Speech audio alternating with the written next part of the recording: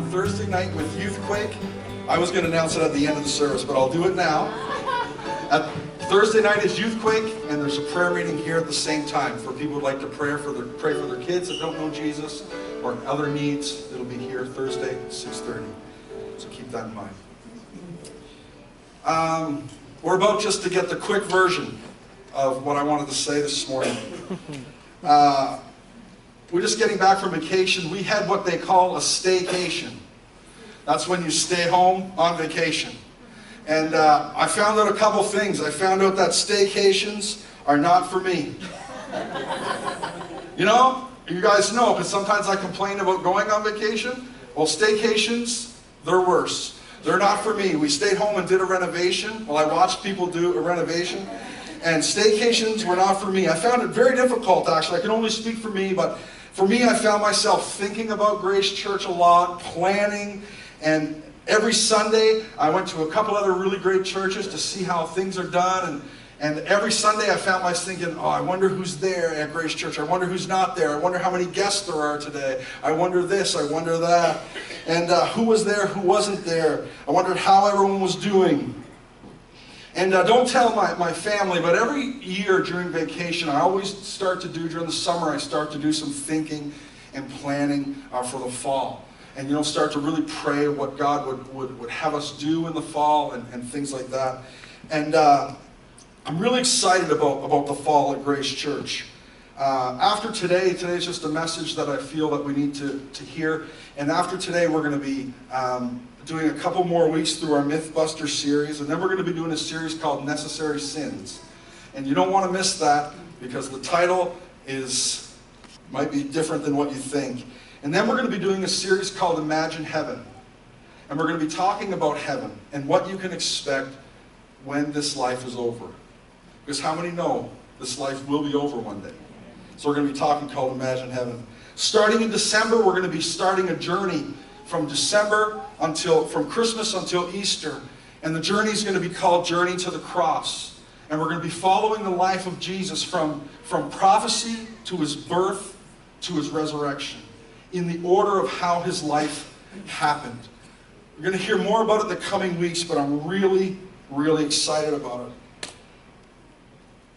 What I really want is I want us to have the greatest church, the greatest years that we've ever had. I want them to be ahead of us. Most of you wouldn't know this, but Grace Church is celebrating their 25th year this year. And we've had 25 amazing years. But my prayer is that our next 25 years would be better than our last 25 years. You know, in your marriage, you don't think, well, I hope every year is like my 5th year of marriage. Hopefully every year will get better. And if you've been married 30 years and you're still hoping you can be as good as your 5th year, you might want to change some things up. We want our next 25 years to be the best 25 years. That is what we want. We want that more than anything. And I want you to know that what people say, well, what does that look like? I want you to know that it doesn't look like bigger and better programs. It doesn't look like just bigger and better things. It's not about being the biggest, the best, or the brightest. What will decide if our next 25 years are better than our last 25 years is if we reach more people for Jesus in the next 25 years. Because nothing else matters. We all need to make room in our life for just one more person, just one more salvation, just one more disciple.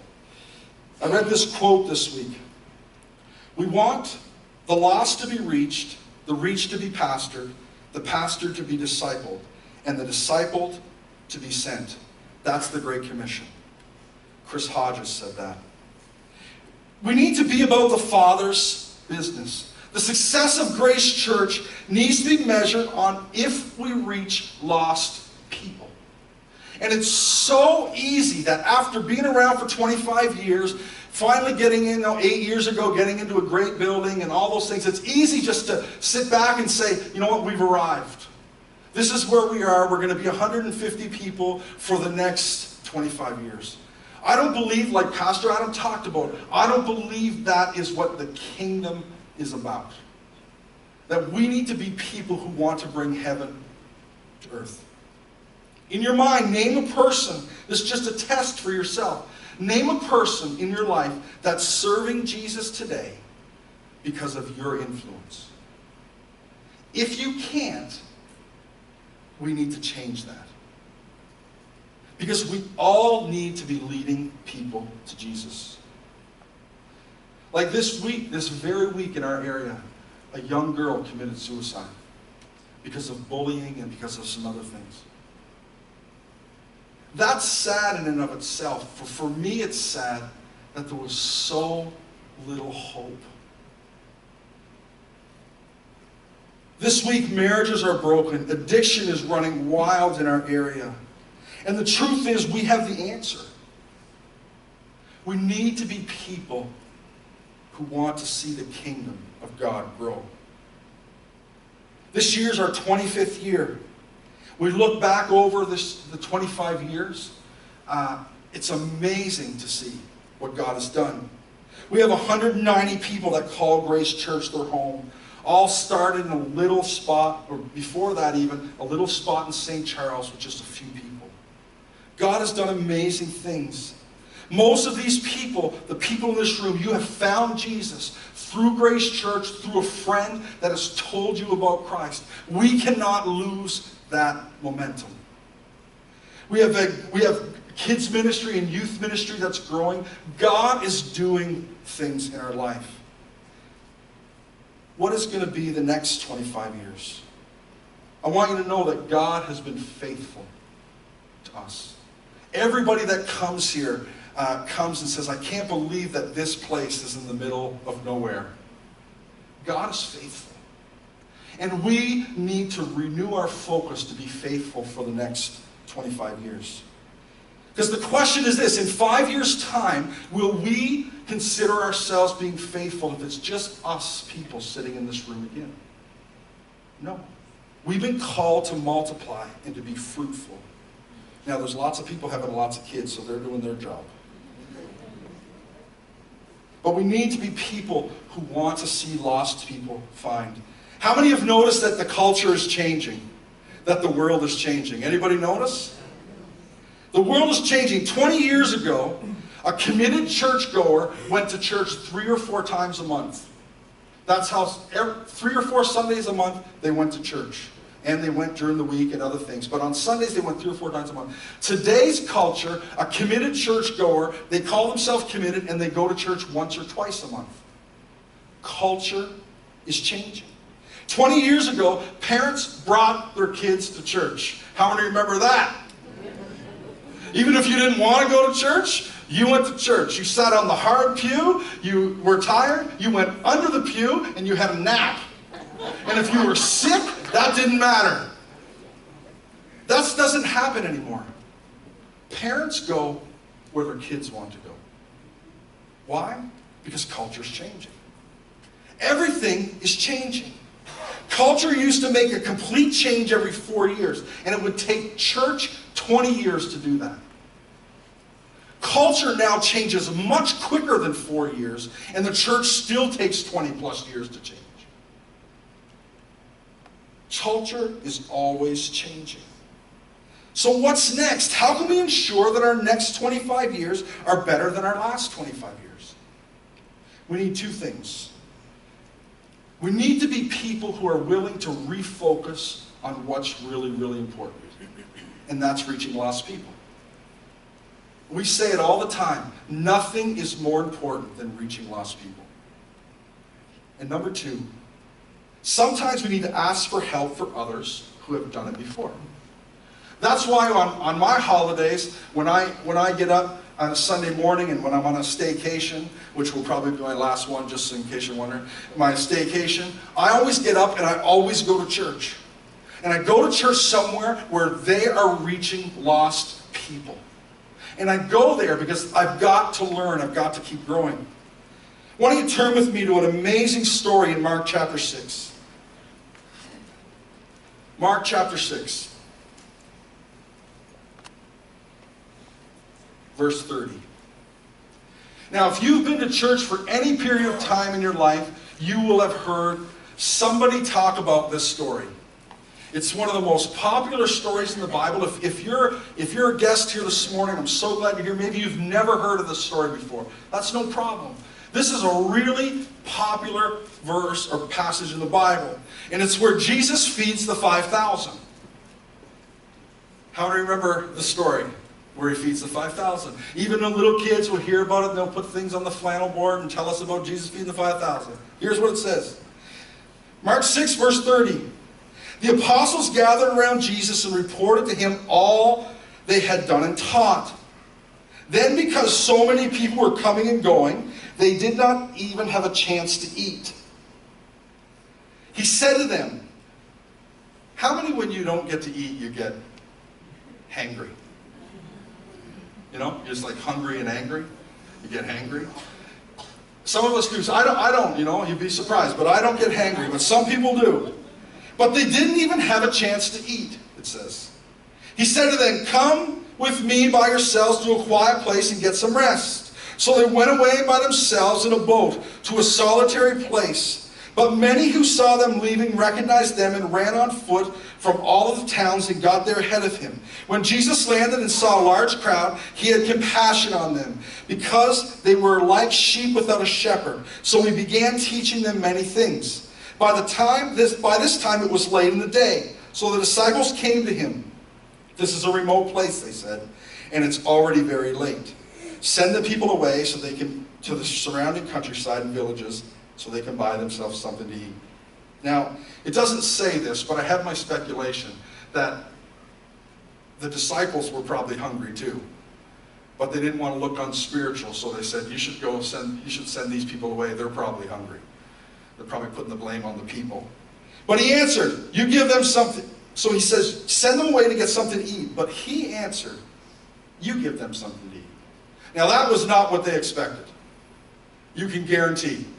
He says, send them away so they can get something to eat. And Jesus says, no, you get them something to eat. Then he said to them, that would take more than a half a year's wages. And we go to spend that much on bread and give them to eat? How many loaves do you have, he asked. Go and see. There they found, they said, 5 and 2 fish. Then Jesus directed them to have all the people sit down in groups on the grass. So they sat down in groups of hundreds and fifties. Now, I'm not a professional, but that's the real miracle in this whole story. There's somewhere between 15,000 and 25,000 people in this group of people. Because there's 5,000 men. So with women, children, that's the miracle of the story, that they sat down in groups of 50 or 100. Can you imagine trying to portray that information? If I said, okay, everybody get in groups of 7 in this room. If I said, all right, everyone into groups of 7, let's go. You guys would get up. It wouldn't be 2 minutes and someone would come up to me, is 6 okay? Like, how about 4? I just want to be with my friends. Every pastor or youth pastor that's tried to put people in groups, it's a miracle. And this is a miracle that happens. It says they get into groups of 50 or 100. Now I lost my spot because I was trying to be funny. They sat down in groups of 50 or 100, hundreds and fifties. Taking the 5 loaves and 2 fish and looking up into heaven, he gave thanks and he broke the loaves. And he gave them to his disciples to distribute to the people. He also divided the 2 fish among them. Then they ate and were all satisfied. And the disciples picked up 12 baskets, broken pieces of bread and fish. And the number of the men who had eaten was 5,000. 5,000. Scholars believe it was somewhere between 15 and 25,000 people. Many more believe it was upwards of 20, 25 in that area. This is the only miracle that's mentioned in all 4 Gospels. Matthew, Mark, Luke, and John. Other ones are mentioned, this is the only one that's mentioned in all 4. There's 3 different types of miracles that happen in the Bible. There's creative miracles, restorative miracles, and transformative miracles. Transformative miracles when he transforms someone's life. A restorative miracle is when he would heal someone. But this is like a creative miracle. He's making something virtually out of nothing, like turning water into wine. It's creative. It's the largest crowd to ever eyewitness a miracle at that time. There was no Twitter, there was no Facebook. They didn't say, all right, everybody gather around the palm trees or the the desert or wherever they were at this time, they were just following him because they wanted to hear what he wanted to say, what he was going to say. And then the disciples, they get hungry and they say, you know what, maybe we should send these people away to get some food. And he says, you feed them. He says, get them into groups. There's just a few things that I just want to very simply take out of this passage, and then I just want to wrap it up at the end with another verse. This is a miracle. They feed for just a few fish and a few loaves, and they feed 20,000 people. I want you to know that there's thousands and thousands and thousands of people in our area that are hungry, that need Jesus. Depressed, in addiction, all sorts of things. And you think, how are we ever going to reach people? Number one, if you find yourself in a hard situation today, I want you to know this. Number one, a crisis or a hard time is the perfect situation for a miracle. They had a real problem. They had to feed everybody. And there's many people in this room, you're sitting here, and you have a real problem. Without a problem, there's no opportunity for a miracle. And Jesus, they had a crisis. But that is what is needed for a miracle. Number two, Jesus does something amazing. Jesus just doesn't say, you know what, I'm going to feed everybody. Poof. He could have done that. But he doesn't. Jesus uses hungry people to feed hungry people. And he does it all through Scripture. The disciples are hungry too, and they say, send these people off so they can get something to eat. He says, no. You feed them. He uses hungry people to feed hungry people. And there's many of us in this room, you thinking, when I get my life together, then I'll start using these cards and inviting people to church. And Jesus says, no. Hungry people reach hungry people. See, a crisis is a perfect place for a miracle. So wherever you find yourself, if you're Robert or if you're Sophie that's having a hard time at camp, it's the perfect place for a miracle. And he wants to use hungry people to reach hungry people. We need to learn to look past our problems, our feelings, and bring hope to a world that is dying. Number three, Pastor Adam mentioned this today, but sometimes the process of a miracle takes a little bit of time. There was 20,000 people there. Do you know how long that would have taken to get people into 50 in groups of 100? They didn't just put it on Twitter and all the followers said, oh, they want us to. They didn't have any sound system. Sometimes the process of the miracle takes time.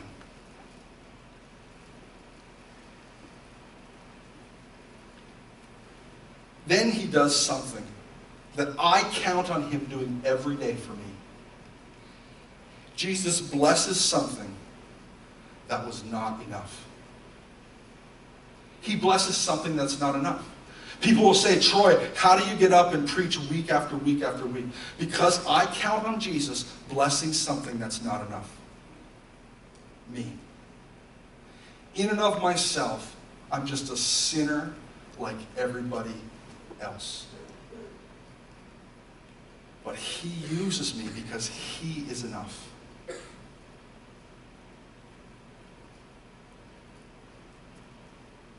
We've been talking about this. He takes the bread, he broke it, and then the miracle happened. Faith in action. Next. This is the most powerful part of the whole passage. The miracle or the multiplication happened in the hands of the disciples, not in the hands of the master. Just let that sink in. The multiplication happened. The miracle happened in the hands of the disciples, not in the hands of Jesus. We can't sit back and wait for the pastor or wait for the leader. The power of miracle living life lays in the hands of every disciple. He broke it, then the miracle happened, and multiplication happened in the hands of the disciple. All these people are there, all different ages. How many? I bet you if I collected all the purses right now in this room, Tiffany's purse especially, you're going to have, some people are going to have some snacks in there. You know, when your kid cries, you give them some snack. You have to believe, you don't have to, but that there was 20,000 people there. Other people had food. I don't think that's reading in. Other people would have had something to eat. But I know myself, if I was there and they said, we're looking for food to feed someone, feed everybody, I'd be like, the heck with that. I'd take my granola bar, go off in the corner, and be like, go, go, go, go, go. Fend for yourself, suckers. But all, it's not nice, I know. All the men, all the women, just a little boy. Just a little boy. That's why it's not just a few testimonies from camp. The power to change the world lies in these teenagers. We think of the disciples and we think they were probably old men, you know, like 40, 50 years old. They believe that some of those disciples were in their teens. And Jesus turned over the most important thing ever to a bunch of teenagers. He said, by the way, I'm leaving. Make disciples, spread the good news, bring the kingdom. Here you go. Not to a bunch of older people like me or you, to a bunch of kids. He said, here's the most important thing. Take it and change the world. Carry on what I have been doing.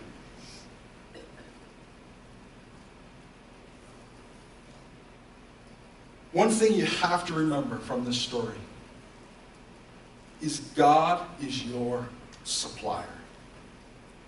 Nobody else. God supplies your needs. God heals. God restores. God creates. God supplies needs. Whatever you need today, God can supply it. No matter what you need. The thing is that we can do our best to present the gospel to people, but only God can supply people's need, and only the Holy Spirit can change people's life. In closing, just quickly in Isaiah 54, it says, sing, O barren woman. You who never bore a child, burst into song, shout for joy. You who were never in labor, because the more are the children of the desolate woman than of her who has a husband, says the Lord. Then it says this. It says, enlarge the place of your tent. Stretch your tent curtains wide. Do not hold back. Lengthen your cords. Strengthen the stakes. For you will spread out to the right and to the left. Your descendants will disperse the nations and settle in the desolate cities. The first part, sing, O barren woman. You who were never born a child, burst into song. In this area, at this time, there had been an exile. People had left. This was a terrible time. The land was barren. People had deserted. People weren't hearing the gospel. They had moved. They were scattered and they were lost. These were Jewish people. This passage is a prophecy. It's comparing a barren woman to a barren land. And the people had left. The land was not producing people like a barren woman can't produce a baby.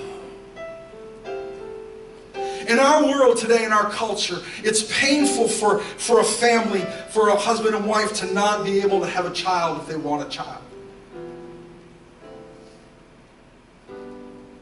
But we don't know the misery of what it was like in those days, when a woman could not bear a child to carry on her family name. They were hated. They were shunned.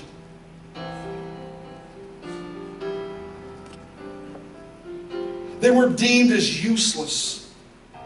But there's this comparison in this passage going on between a barren woman and barren land. But in the midst of this, God says, sing, O barren woman. He says, sing.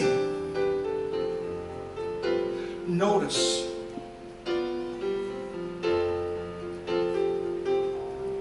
Before any miracle happens,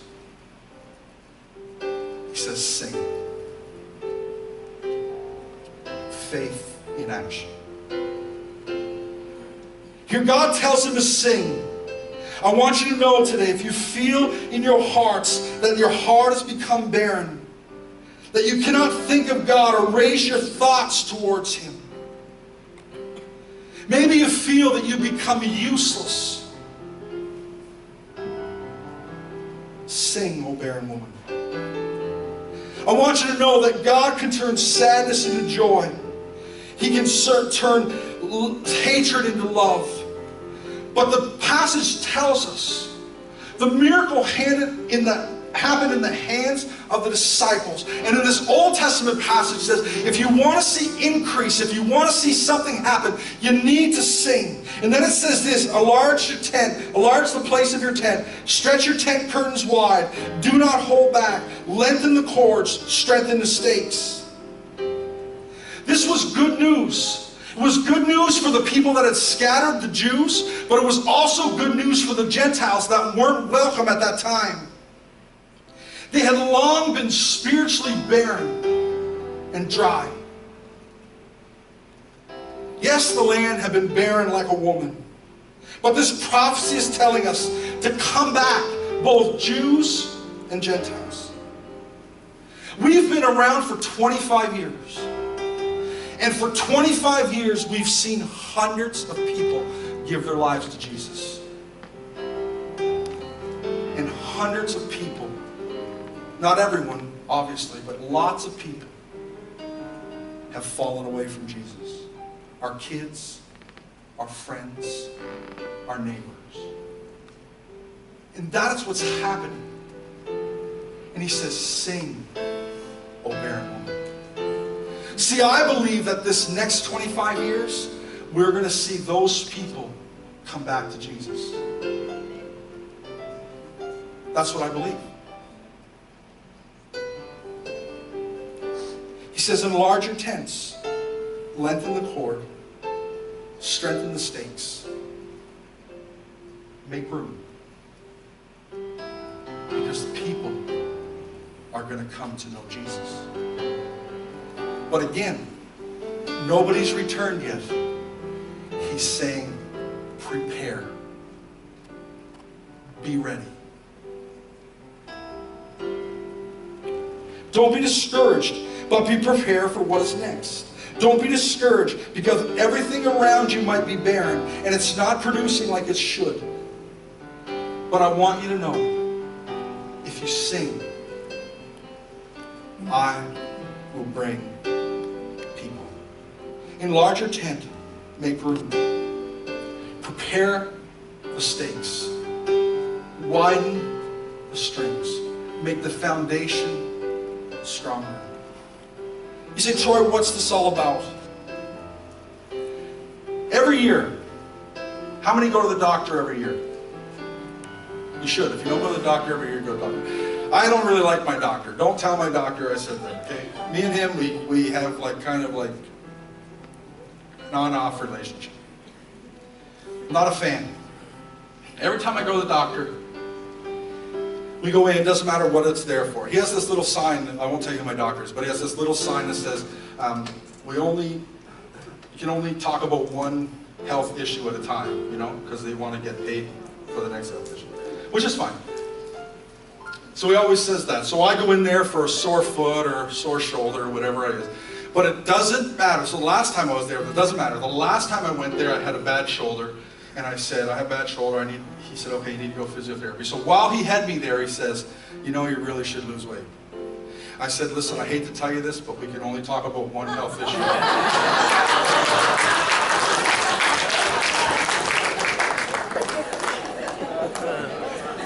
Bam! But truth is, we go to a doctor and we go and we get a checkup. We go and he says, you know, you need to do this, you need to do that. And the truth is, if I don't listen to my doctor, it causes problems. As a church, we've been around for 25 years. And God has blessed us. But we need to look at this story of the 5,000. And we need to realize that times have changed. And we need to be people that reach people. That the multiplication of the kingdom will happen in our hands, not in my hands. We need to change. How do we change? We need to prepare for change. We need to widen the tent. Make room.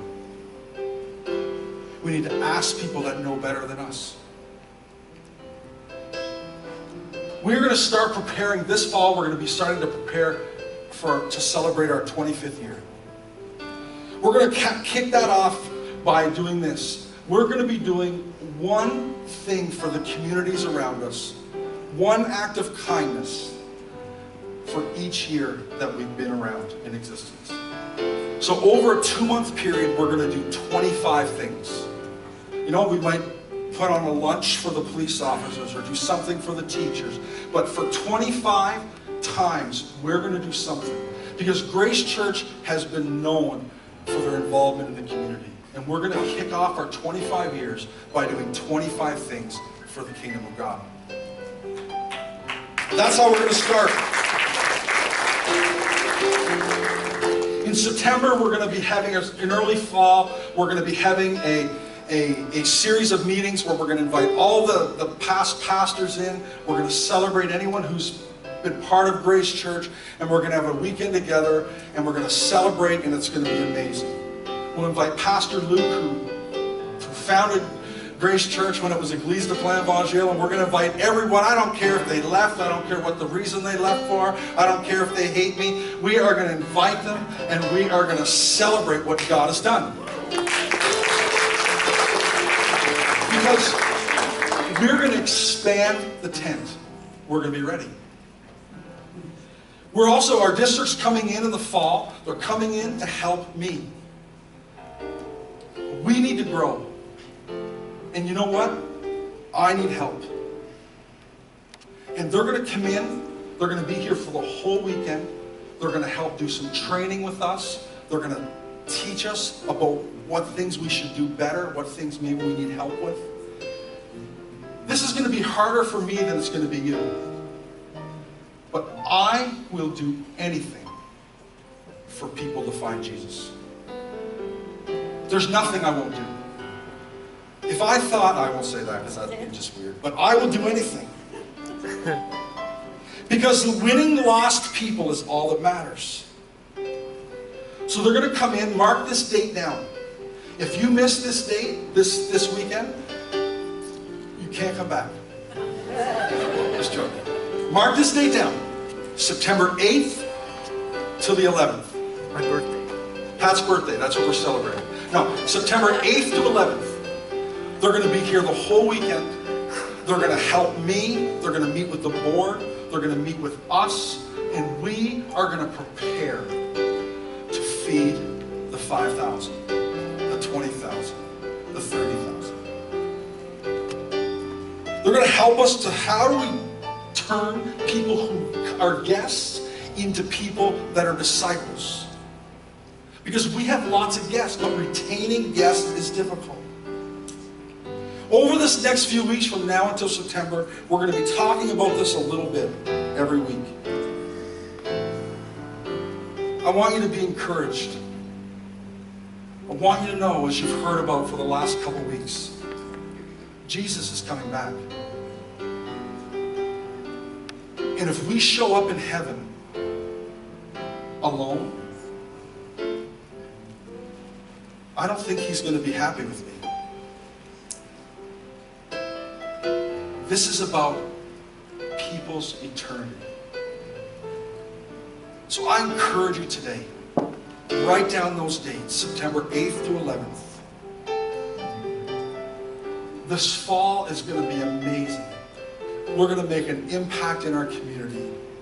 And we're going to go through this process to help us to reach people. We are going to prepare, widen the tent to feed the people. Today I would like us to maybe end a little strange. I've asked, Denise going to close in a song, and this is our last song. And I know we're late, and I wish I was sorry.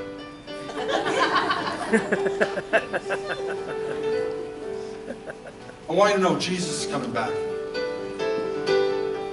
He's coming back. And we need to be about the Father's business. And the miracle happens in the hands of the people, not just in the hands of the leader. We are in this together. So we're going to close in this last song. Why don't we stand up? Denise is going to lead us in I'll Fly Away. I pray that this, before I'm going to pray, I pray that this week is your best week. Dear Heavenly Father, I thank you for everyone in this room. God, I pray as we venture into the fall, I pray that you would put a deep desire in all of our hearts to bring heaven to earth, to bring hope to the hopeless, to bring life to those that feel lifeless. And that you would renew in us a passion to feed people that are hungry. As we prepare for this fall, God, I pray for the leadership team and for everybody here that this would be a season that we kick off the next 25 years and they are better than the last 25 years. And everybody said, amen. God bless you. Let's sing this together.